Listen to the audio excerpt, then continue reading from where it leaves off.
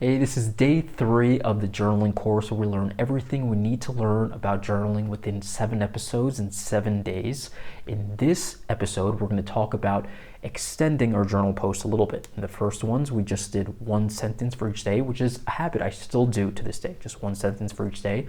But in this one, we're going to talk a little bit more about fleshing out our post.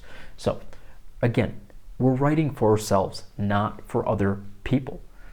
One thing that I like to do, I like to make sure, first of all, that I'm always speaking in my own voice. I try not to be overly literary or overly verbose or wordy where I'm trying to impress someone. If I feel genuinely like expressing something in a more poetic manner, I will, but because I'm doing it for me, I exclusively treat these notebooks and these journals as something to express myself authentically and get real insights from. Now, one thing that I like to do is have designated pages within my journals where I can talk about different subjects and I can continue to come back to it. Let's say I get advice from a certain person. Maybe it's someone I speak to in person, a mentor, or maybe it's someone I learn from online through courses or through videos. I will have a couple pages that are just completely designated to that person, and I'll just write 1 sentence at a time. Maybe I learned something from them in a video, and I'll write, oh, I really like that quote, and I'll save that. And then in my index, where I can find each subject on a page, I will continually come back to this page and fill it in as I learn more about a specific subject or get advice from a certain person. So designated pages is one thing you can do within your journal that I love to do. You can do research. It can be advice from people. It could be on page on just quotes that you want to keep for later.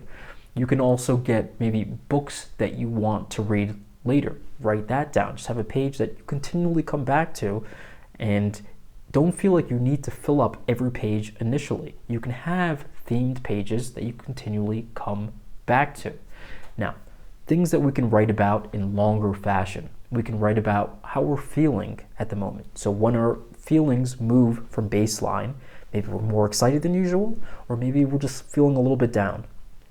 When we're not in our normal baseline of feeling, that's a good time to reflect on why we're feeling this way and what made us feel that way and what is our current emotional state. Looking at that. Maybe some days we feel like our head isn't just completely there, so we just want to write out and just put pen to paper without even an initial idea of why we're writing, and eventually we can get our thoughts in order just by putting pen to paper, putting ink to paper. We can figure out why our thoughts are moving differently than they are today and maybe come to some new conclusions about something that you're not doing or something that you are doing or something that you would like to start. So having designated pages that I can come back to consistently with research, advice, things I want to come back to later, prompts, questions, doing those type of things is one way that I like to fill out my journal. So it's not just a diary. I personally like to have a journal that I can come back to, and while I'm on the bus, while I'm walking around, I can come back to it and get value from it and read it. It's an educational encyclopedia and source for myself. So that was day 3. That's one thing that I like to add to my journal.